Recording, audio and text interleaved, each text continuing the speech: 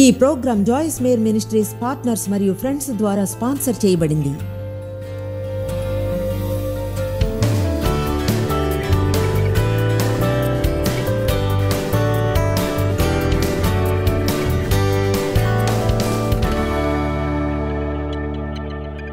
తండ్రి, వాక్యానికై నీకు థ్యాంక్స్. ఇక్కడున్న వారికి, అలాగే ఈ సంఘంలో ఉండే అవకాశానికి.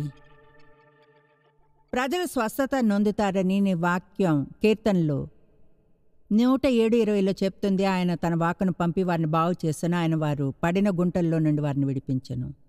నేను ఆశిస్తున్నాను ప్రజలు స్వస్థత పడాలని, శారీరకంగా, మానసికంగా, భావకంగా, అన్ని విధాల, ఆత్మికంగా కూడా. Thank you తెలుసుకోగలిగినందుకు. ఆమేన్. మీ జీవితానికి ఒక స్వప్నం ఉండాలన్న దాని గురించి మాట్లాడతాను. మనకు స్వప్నాలు, దర్శనాలు అనే ఉండడం ముఖ్యం. దేవుని నుంచి మీకు ఒకటి పొందాలని అనుకోను, మీకు మీరుగా పొందగలరు. బైబిల్ చెప్తుంది వృద్ధులు కలలు కంటారని, యవ్వనస్తులు దర్శనాలను చూస్తారని. ఎక్కువగా ప్రజలు కూర్చొని సూపర్ న్యాచురల్గా ఏదైనా జరగాలని చూస్తుంటారు. ఏదో స్వరం, ఏదో ప్రవచనం చేసినట్లుగా దేవదూత ప్రత్యక్షమవడం లాంటిది. వారేం చేయాలన్న దాని గురించి కొంత నిశ్చయతనిచ్చేలా చాలాసార్లు అడుగు బయటపెట్టి మీరే తెలుసుకోవాలి. ఇక్కడున్న వాళ్ళు చాలామంది అనుకుంటున్నారు దేవుడు నన్నేం చేయమంటున్నాడో తెలియదు. మీరే కొన్ని పనులు చేయడం ఎందుకు ఆరంభించారో అప్పుడు తెలుస్తుంది ఏది చేస్తుందో ఏది పని చేయదో. నాకు నిజంగా దేవునిచే యూజ్ చేయబడాలని ఉండేది. మనసు నిండా ఆయనచే యూజ్ చేయబడాలన్న కోరికలు కనుక ఏదో చేయడం ఆరంభించా. మా సంఘం శనివారం ఉదయం ప్రజలను తీసుకుని వీధుల్లోనికి వెళ్ళి ట్రాక్స్ను పంచుతూ ఉండేది. చెప్పాలంటే ఆ పని కోసం ప్రత్యేకంగా నాకు వరం లేదని అనుకున్నాను, కానీ దేవుణ్ణి సేవించాలి అనుకున్నందున వెళ్ళాను. చలిగా ఉంది, మంచిగా అనిపించలేదు. ప్రతి శనివారం మేము పిల్లల్ని సెయింట్ లూయిస్ డౌన్ ట్రాక్ స్ట్రీట్స్లోకి తీసుకువెళ్ళేవాళ్ళం. మొదటిసారి ట్రాక్ని ఇచ్చిన అతను దాన్ని లాగి పారేసి అన్నాడు, నాకు వద్దు. అలాగే ఇంకొన్ని మాటలు అన్నాడు. ఆ తర్వాత కొన్ని రోజులు నర్సరీలో పనిచేయడానికి ట్రై చేశా. అది మాత్రం తెలుసా? మీరు ఎందుకు నవ్వుతున్నారు? నాకు నా పిల్లలకు 2 వారాలు పట్టిందంటే తెలుసుకోవడానికి. దానికి నేను అభిషేకించబడలేదని. నేను మీకు తప్పక చెప్పాలి. ఒకలా నేను తీర్మానించుకున్నాను దేవుని సేవిస్తానని, దేవునిచే యూజ్ చేయబడాలి కనుక వేర్వేరు వాటిని ట్రై చేశాను. తెలుసా, కొన్నిసార్లు మీరు కేవలం ఒకలా అది ఎలా అంటే బయటికి వెళ్ళి బట్టలు కొనుక్కున్నట్లే, ఏది సరిపోతుందో తెలుసుకునేంతవరకు. జీవితంలో కూడా అలానే ఉంటుంది. చాలాసార్లు కొన్నిటిని ట్రై చేస్తూనే ఉండాలి తెలుసుకునేంతవరకు. అడుగు వేయడానికి భయపడకండి. కలలు కనండి, దర్శనాలను ఆశలుంచుకోండి. ఎల్లప్పుడూ ఎప్పుడూ అద్భుతాల్లో నమ్మకం ఉంచండి. పని చేయకుండా కలలు కనేవారున్నారు, అలాగే కలలు కనకుండా పనిచేసేవారు. ఆ రెంట్లో ఏది పనిచేయదు. కనుక దాని గురించి ఆలోచిద్దాం. మీరు ఎంతో హార్డ్ వర్కర్ అయితే ఏమిటి, కలలు కనకపోతే? చాలామంది అలా ఉంటారు తెలుసా. రోజు లేస్తారు, లేచి వాళ్ళు ఏం చేయాలో అది చేస్తారు, కానీ వాళ్ళకు శుక్రవారం జీతం తప్ప వేరే ఏ ఆశా కళ ఉండవు. బిల్లులు కట్టడం, మళ్ళీ వచ్చే వారం అలానే చేయడం తప్ప.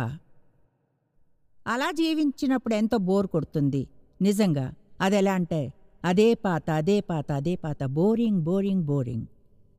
జీవితంలో దీనికంటే ఎక్కువ వేరే ఏం లేదా? ఉత్సాహకరంగా నాకు ఎప్పుడు ఏమైనా జరుగుతుంది, అందుకని కూర్చుండిపోతారు. నిజంగా మీరు పనిచేస్తే మీకు కల ఉండాలి. మీ పని ఫలంతో ఏం చేయబోతారు అన్నదానికో నిరీక్షణ ఉండాలి. మీరింకా పైకి రాగలరన్న నమ్మకం ఉండాలి. దేవుడు మీతో ఏదైనా గొప్ప చేయిస్తాడన్న నమ్మకం ఉండాలి. తర్వాత పని చేయకుండా కలలు కానేవారు ఉంటారు. అది బుద్ధిహీనత. ఎందుకంటే బైబిల్ ప్రసంగి 5:3 చెప్తుంది, విస్తారమైన పని పాటల వలన స్వప్నము పుట్టును. దాన్ని నేను మళ్ళీ చెప్తాను. కొంతమందికి స్వప్నం ఉంది, కానీ మీరు కానీ పని చేయడానికి ఇష్టపడుకుంటే, కొన్నిసార్లు బాధాకరమైన భాగం నుంచి వెళ్లకుంటే, మనకో స్వప్నం ఉన్నప్పుడు బహుశా అది గర్భంతో ఉన్నట్లే. కొంతమంది స్త్రీలు ఉండవచ్చు ఎలాంటి నొప్పి లేకుండా జన్మనిచ్చేవారైతే, ఎక్కువ మంది కాదు. మీరు కానీ దేనికైనా జన్మనివ్వాలని అనుకుంటే మీరు గుర్తించాలి, మంచి ఐడియా రావడం కంటే ఎక్కువ అందులో ఏదో ఉంది అని. మీకు స్వప్నం ఉంది, దర్శనం ఉంది, నిరీక్షణ ఉంది, ప్లాన్ ఉంది. అయితే మీరు పని చేయడానికి ఇష్టపడి అది జరిగేలా చూడ్డానికి దేని నుంచి వెళ్ళాలో దాని నుంచి వెళ్ళక తప్పదు. మిమ్మల్ని అడుగుతున్నాను, మీకు ముగించే మనసు ఉందా అని.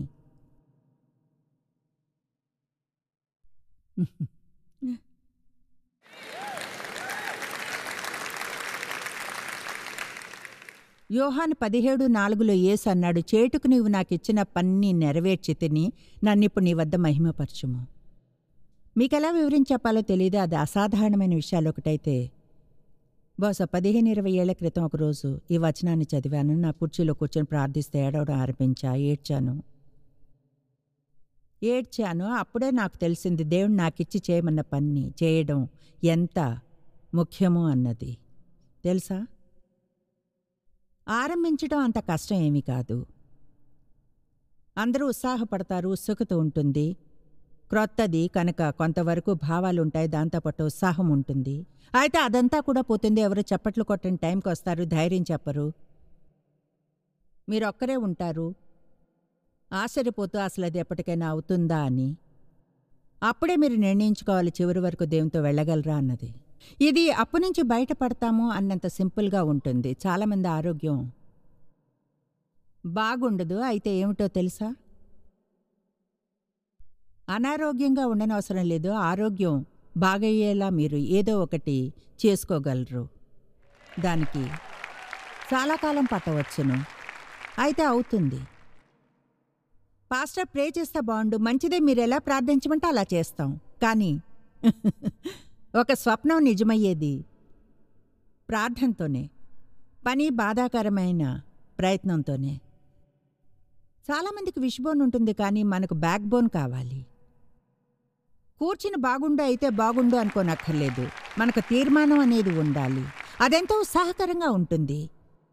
ఊరికే కూర్చుని తమకేదైనా మంచి జరుగుతుందని ఆశించేవారున్నంత అసంతోషంగా వేరే ఎవరు ఉండరు. అయితే వాళ్ళు అది జరగడానికి ఎలాంటి ప్రయత్నం చేయరు కనుక.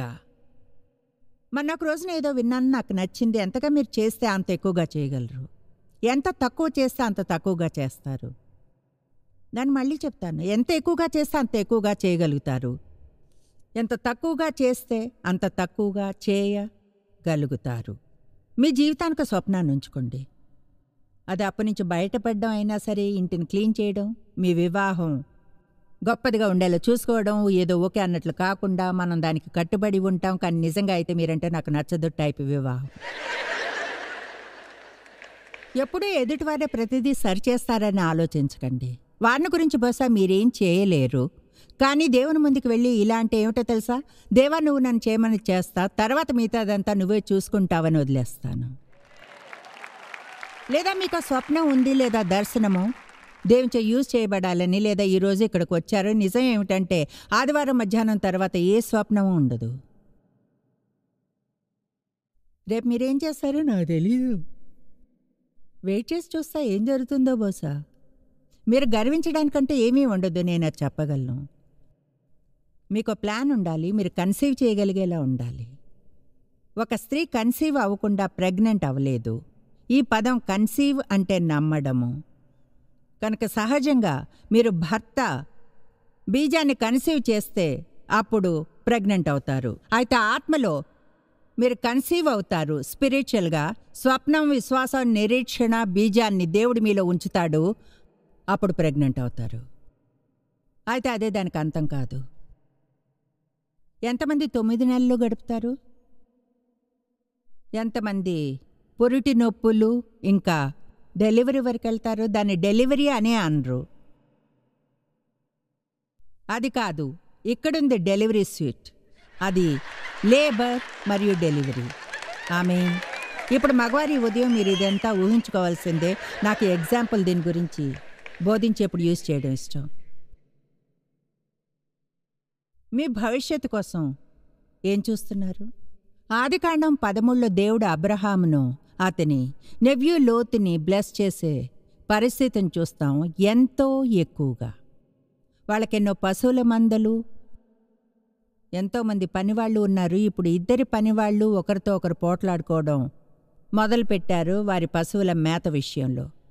ప్రజలు పోట్లాడుకోవడానికి ఏదైనా ఉంటుంది, కనుక అబ్రాము తెలివైన దేవుని మనిషి అయినందున ముందుగా అతనే కదిలి లోతు దగ్గరికెళ్ళి ఇలా అంటాడు, వేడుకుంటున్నాను, మన ఇద్దరి మధ్య ఈ కలహం అనేది వద్దు.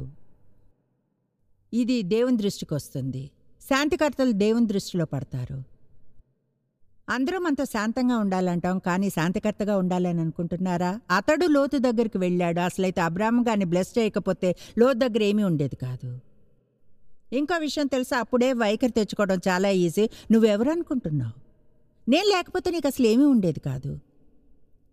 ఇక్కడ ఏదైనా సమస్య ఉంటే మేత నాకే కావాలి. కానీ లేదు, అతడు లోతు దగ్గరికి వెళ్ళన్నాడు, వేడుకుంటున్నాను, మన మధ్య కలహం అనేదొద్దు.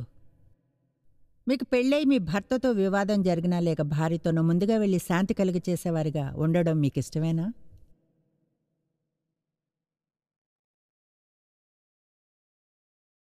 కానీ అది నా తప్పు కాదే. బైబిల్లో ఎక్కడా మీ తప్పు కాకుంటే క్షమాపణ అడగమనో లేదా కేవలం మీ తప్పే అయితేనో అని లేదు. మీరంతా ఇక్కడ చాలా మౌనంగా అయిపోయారు. ఒకవేళ మీ తప్పు లేకున్నా ముందుగా వెళ్ళి శాంతి చేకూర్చేవారిలా ఉండడం మీకు ఇష్టమేనా? మీరు అలా చేస్తే దేవుడు గౌరవిస్తాడు. దేవుడు మిమ్మల్ని గౌరవిస్తాడు ఒకవేళ అలా చేస్తే, శాంతి నిలబెట్టడానికి కావాల్సింది చేస్తే. వేడుకుంటున్నాను, మన ఇద్దరి మధ్య కలహం వద్దు. ఎంచుకోండి, చెప్పేది వినండి అన్నాడు. యోర్దాను ప్రాంతంలో నీకు కావలసింది నువ్వు తీసుకో, మిగిలి ఉన్నది నేను తీసుకుంటాను. ఎంత వినయం కల వైఖరి! అంటే లోతు శ్రేష్టమైన భాగాన్ని ఎంచుకున్నాడు. మిగిలింది అబ్రాము బహుశా అదంతా అంత గొప్పగా లేదు, ఆ రోజు నిజంగా చెడుగా ఉండి ఉంటుంది. అతనిలా ఫీల్ అయ్యి ఉండొచ్చు, నేను మళ్ళీ ఆరంభించాలేమో. తెలుసా, మళ్ళీ ఆరంభించడం అనేది కొన్నిసార్లు ఉత్సాహంగా ఉంటుంది. చెప్పాలంటే ఒక పుస్తకం మీద వర్క్ చేస్తున్నాను, 2 ఏళ్ల వరకు రాదు. అయితే దాని పేరు it's never too late to begin again. కొంతమంది ఈరోజు తెలుసుకోవాలి, తిరిగి ఆరంభించడానికి ఎన్నడూ ఆలస్యం కాలేదని, ఎన్నడూ వయసు అయిపోదు, ఎన్నడూ యంగానే ఉండరు, ఎన్నడూ ఎన్నో సమస్యలు రాలేదు, ఏది ఎక్కువగా రాలేదు. దేవునితో తిరిగి ఆరంభించడానికి ఎన్నడూ ఆలస్యం కాదు. దేవుడితో ఈరోజు ఇప్పుడే మీకో స్వప్నం ఉండొచ్చు, మీ జీవితం మెరుగవుతుందని, మీరేదో గొప్ప చేస్తారన్న స్వప్నం మీకు ఉండవచ్చును. అప్పుల్లోంచి బయటపడగలరని, మీ ఇంట్లో శాంతి నెలకొని ఉంటుందన్నది, మీ పిల్లలు బాగుపడ్డారన్న స్వప్నం. అయితే మీకు గాని దేనికి నమ్మకం లేకపోతే మీరు దేన్ని పొందలేరు. నేను ఎక్కువ కోసం నమ్మి సగమైనా పొందుతా, సగం ఆశించి అంతా పొందే కంటే. కనుక ఆదికాండం 13:14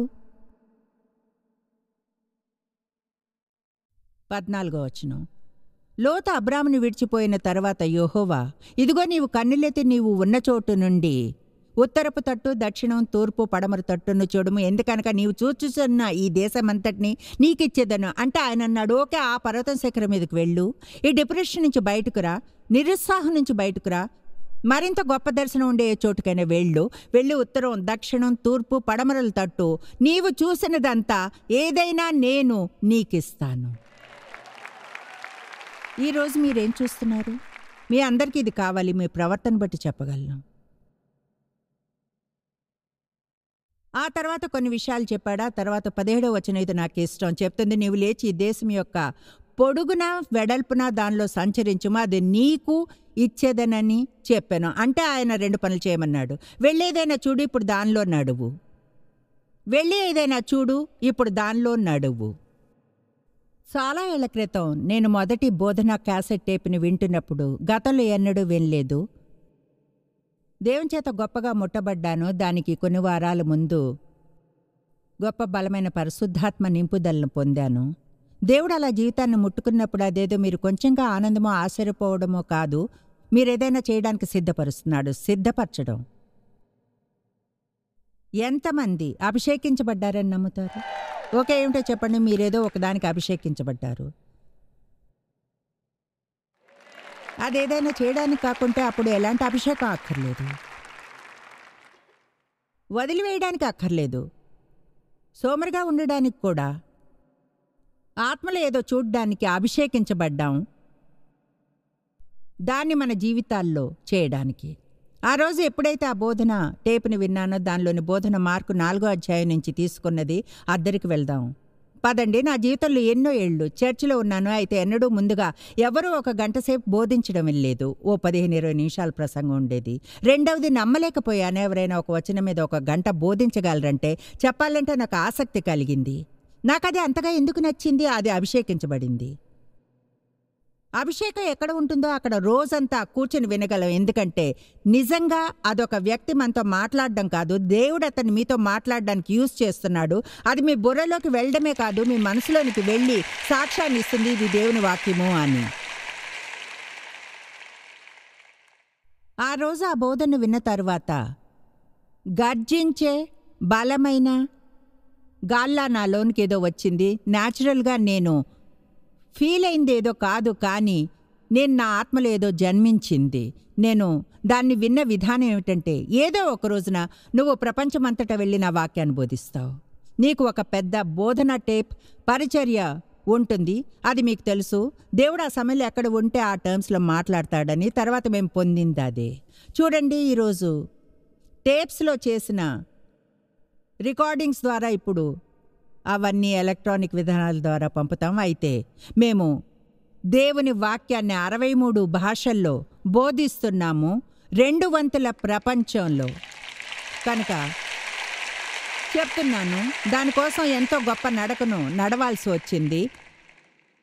ఎంతగానో గొప్ప డీల్లో పని, అలాగే బాధాకరమైన ప్రయత్నం ఉంది. అయితే ఎక్కడ ఉండేదాన్నో, ఎలా ఉండేదాన్నో ఒకవేళ నాకు స్వప్నం లేకుంటే అన్నదాని గురించి ఆలోచిస్తే. ఈనాడు దీని గురించి బలంగా ఫీల్ అవుతాను, ప్రవచనాత్మకంగానూ ఫీల్ అవుతాను. దేవుడు మీ జీవితం కొరకు స్వప్నం ఉండాలంటాడు. కొంతమంది మిమ్మల్ని మీరు కదిలించుకోవాలి. మీకు కొన్ని సమస్యలు ఉన్నాయి, కొంచెం బాధ ఉంది, కొంత నిరుత్సాహం ఉంది, ఒకలాది మిమ్మల్ని పట్టుకుని ఉండేలా చేసుకున్నారు. కనుక ఇప్పుడు ఎలా ఉన్నారంటే పూర్తిగా కాదు కానీ వదిలేయాలని అనుకుంటున్నారు. దేవుడి ఉదయం నన్ను ఇక్కడికి మీలో జీవితాన్ని కొంచెం షేక్ చేయడానికి పంపాడేమో. పౌలు తిమోతికి చెప్పింది చెప్పడానికి. మిమ్మల్ని మీరే కదిలించుకొని ఆ మంటకు గాలి పెంచండి, అగ్ని ఆరిపోకుండా చూసుకోండి, ఆ ప్రవచనాలను గుర్తు చేసుకోండి, మీ అమ్మమ్మల విశ్వాసాన్ని గుర్తు తెచ్చుకోండి, దేవుడి మీతో చెప్పిన గుర్తు చేసుకోండి. అందరి వైపు చూస్తూ వాళ్ళు చేసేది ఆనందించకండి, మీరేదైనా చేయండి. అందరికీ దేవుడు ఒకే దేవుడు. స్వప్నాన్ని కనండి, దాన్ని నడవండి.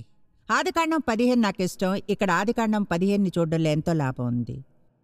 1వ వచనం, ఇది జరిగిన తర్వాత యెహోవా వాక్యం అబ్రామునకు దర్శనమందు వచ్చి, అబ్రామా భయపడకము, నేను నీ కేడము నీ బహుమానము అత్యధిక మగునని చెప్పాను. అంటే ఇక్కడ దేవుడు ఈ మనిషికి, అబ్రాముకు అతని జీవితం కొరకు గొప్ప వాక్యాన్ని ఇచ్చాడు. అందుకు అబ్రాము, ప్రభువైన యెహోవా నాకేమి ఇచ్చిననేమి, నాకు సంతానం లేరే, దమస్కు ఎలియేజరే నా ఇంటి ఆస్తికర్త అగును కదా. ఏమిటి, నువ్వు నాకేం చేయగలవు దేవా? నాకున్నదంతా కూడా ఇవ్వడానికి ఒక్క సంతానం కూడా లేదే, దీని అంతటినీ నా పనివాడికి ఇవ్వమంటావా? 3వ వచనం, మరియు అబ్రాము, ఇదిగో నీవు నాకు సంతానం ఇయ్యలేదు, నా పరివారంలో ఒకడు నాకు వారసుడగునని చెప్పాను. అతడు ఆ మాట 2 సార్లు చెప్పాడు. అతడు ఎంతగానో కన్విన్స్ అయ్యాడు. ఏమనంటే ఖచ్చితంగా దేవుడు అతనితో మాట్లాడడం లేదు అని. దేవుడు మాట్లాడేది మీతోనే, మీతో, మీతో. ఓకే, దీన్ని కష్టంగా చేయకండి, నా దగ్గర టైం ఉంది, ఇంతే. మీతో.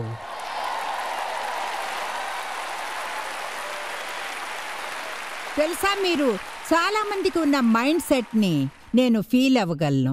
మీరు అక్కడ కూర్చుని జోయల్ని ఆనందించండి, లేదా అక్కడ కూర్చుని నన్ను ఆనందిస్తున్నారేమో. అయితే ఏమిటో తెలుసా, చూడండి, దేవుడు మీ ద్వారా కూడా అంతే ఆశ్చర్యకరమైనదేదో చేయగలడు. అది అదే విషయం కాకపోవచ్చును, కానీ అంతే అద్భుతంగా ఉంటుంది.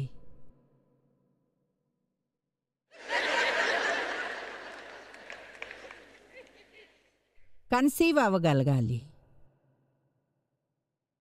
ఈరోజు కొంతమంది ప్రెగ్నెంట్ అవ్వాలనుకుంటున్నాను. పురుషులు ప్రెగ్నెంట్ అవ్వడానికి రెడీగా ఉండండి. ఆమెను టీవీని చూసేవారు కూడా టీవీని ఆఫ్ చేయకండి నేనేదో వింతైన విషయం చెప్పినందుకు. మిమ్మల్ని మీ బోరింగ్ బాక్స్ నుంచి బయటకు తీసేవారు ఎవరైనా కావాలి. ఆమేన్. ఓకే, ఇప్పుడు దేవుడు ఏమన్నాడో వినండి. నాకు అది ఇష్టం. యెహోవా వాక్యం అతని వద్దకు వచ్చి 4వ వచనం, ఇతడు నీకు వారసుడు కాడు, నీ గర్భవాసమున పుట్టబోచున్నవాడు నీకు వారసుడు అగునని చెప్పెను. ఇప్పుడు ఇక్కడ పెద్ద సమస్య ఉంది. ఎందుకంటే శారయి బిడ్డలకనే వయసు దాటిపోయింది. దీన్ని ఇంకా కొంచెం స్పష్టంగా చెప్తే త్వరగా అర్థం చేసుకోగలరు. ఆమె జీవితంలో అప్పటికే మార్పు వచ్చేసింది.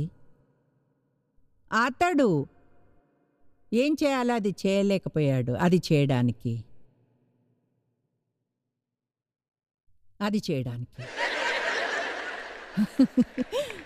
ఓ, నేను అందులోకి వెళ్ళను, బయటికెళ్ళా రావాలో తెలియదు కనుక. వారిలో ఒకరికి 90 ఏళ్ళు, మరొకరికి 100. అయితే దేవుడు ఇక్కడ అంటున్నాడు, నేను నిన్ను ఆశీర్వదించి విస్తరింప చేస్తాను, నువ్వు ఇప్పుడు ఇదవుతావు అదవుతావు. అతనేలంటే నాకు బిడ్డ కూడా లేడే. తర్వాత రెండోసారి అంటాడు, నాకు బిడ్డ కూడా లేడే.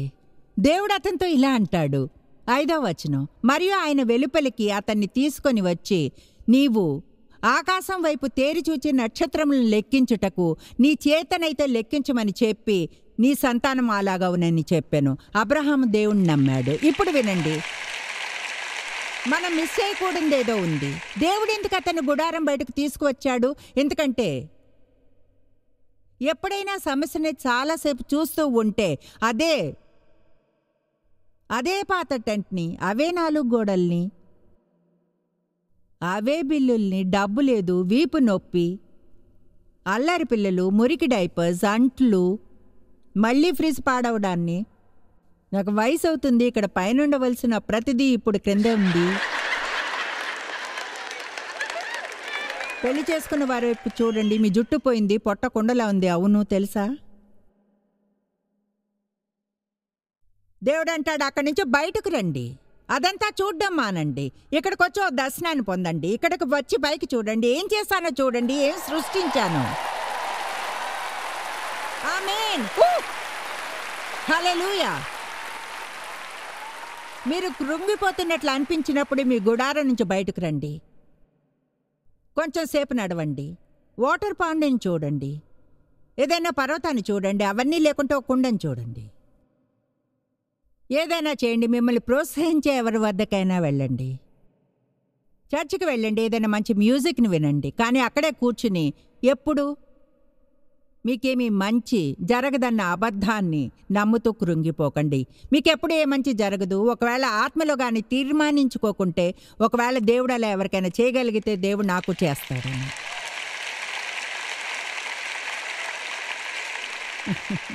చూడండి, వృద్ధులు కలలు కంటారు, యవ్వనస్తులు దర్శనాలను చూస్తారు. అపొస్తలుల తర్వాత నేను సర్వజనుల మీద నా ఆత్మను కుమ్మరింతును. స్త్రీలు పురుషులు దేవునిచే గొప్పగా బలంగా యూజ్ చేయబడినవారు. తెలుసా, మీకు కల ఉంటుంది. కలగనడానికి ఏం మిగిలింది? నేనెంతో చేశాను. ముందుగా భూమి మీద ప్రజలు ఉన్నంత వరకు సువార్త తెలియని వారిని రీచ్ అవ్వడానికి ట్రై చేయడమే నా స్వప్నం. మనం కూర్చుని డిస్కస్ చేస్తుంటాం, అంటే మన దీన్ని ఒక పాయింట్ చెప్పడానికి తప్ప వేరుగా చెప్పడం లేదు. అంటే మా పరిచర్య చాలా పెద్దది. నేను నా రాకింగ్ చైర్లో కూర్చుని ఇలా అనగలను, అవును, నా వంతుని చేశాను. ఈ మధ్యనే ఇండోనేషియా నుంచి తిరిగి వచ్చేప్పుడు మా అబ్బాయి డేవిడ్తో మాట్లాడుతున్నా. అతనే మా వరల్డ్ మిషన్స్కి హెడ్. అన్నాను, మనం ప్రపంచంలో ఇంకా చేరుకొని చోటుకి చేరుకోవాలి అన్న దాని గురించి మాట్లాడుతున్నాం. నేను అన్నాను, చూడు, ఎక్కడ ఎక్కువ డ్రైగా ఉన్న చోట్లేవి, మనం ఇంకా వెళ్ళిన ఆ చోట్లకు వెళ్దాం. అతను అన్నాడు, అతను 2 చోట్ల పేర్లు చెప్పాడు. నేనన్నాను, జపాన్ సంగతి ఏమిటి? అతను అన్నాడు, మనం జపాన్లో మనం ఏమీ చేయలేం, ద్వారం మూసుకుపోయింది. నేను అన్నాను, నువ్వు అక్కడికి వెళ్ళు, ఏం చేయగలమో చూడు. అతనికి ధైర్యం ఎక్కువ కనుక అన్నా, వెళ్ళు, బుక్స్ని పంపించడానికి ఎవరినైనా చూడు, మన పుస్తకాలు కొన్ని వాళ్ళ భాషలోకి అనువదించబడేలా చూడు. చర్చిల్ని వెతికి ఏం చేయగలవో చూడు. ఏ విధంగా అయినా టీవీలో రాగలమేమో చూడు. తెలుసా, ప్యారిస్లో మేము టీవీలో రాలేకపోయాం. ఇంటర్నెట్లో ఒక ప్రోగ్రాం పెట్టాం. ఇప్పుడు ఇంటర్నెట్లో వేల మంది ప్రోగ్రాంని చూస్తున్నారు. ఏ గవర్నమెంట్ దాన్ని వారికి చేరకుండా చేయలేదు. ఒకవేళ అది శాటిలైట్లో వస్తూ ఉంటే.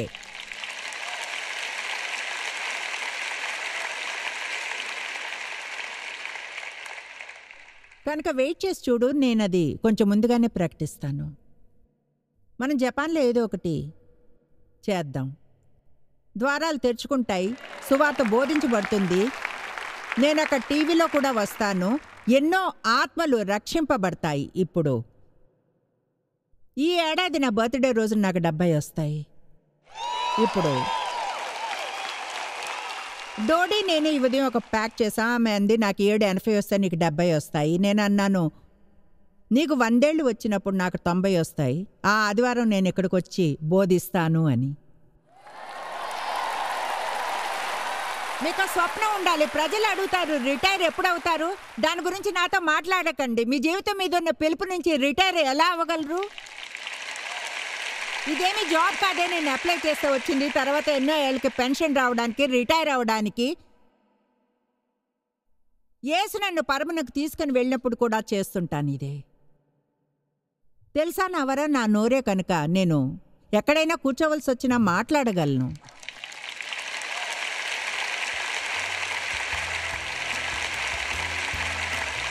మీ జీవితానికి ఒక స్వప్నాన్ని ఉంచుకోండి. దేవుడిచ్చిన స్వప్నాన్ని నెరవేర్చడం అంత ఈజీ కాదు, కానీ ప్రయత్నం మంచిది. అలాగే దానికి కావలసిన త్యాగాలు చేయడం. మీరు ఎన్నడూ తెలుసుకోలేనంతగా జాయిస్ మేరీ మినిస్ట్రీస్లో మీరు మాకెంతో ముఖ్యం. మిమ్మల్ని అభినందిస్తున్నాం. మా ప్రపంచ వ్యాప్తపు మినిస్ట్రీ సాధ్యం అయ్యేలా చేసే మా ఫ్రెండ్స్ మరియు పార్ట్నర్స్ కి థ్యాంక్స్. అందరూ కలిసి ఆకలిగొన్న వారికి భోజనం పెడుతున్నాం, బీదలకు బట్టలిస్తున్నాం, సువార్తను దేశాలకు చాటుతున్నాం. మమ్మల్ని కాంటాక్ట్ చేయండి లేదా joycemery.org ఈ రోజే విజిట్ చేయండి.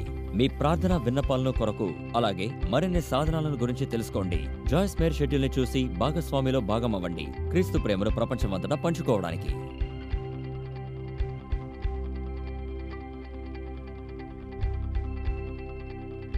ఈ programme Joyce Meyer ministries partners మరియు ఫ్రెండ్స్ ద్వారా స్పాన్సర్ చేయబడింది.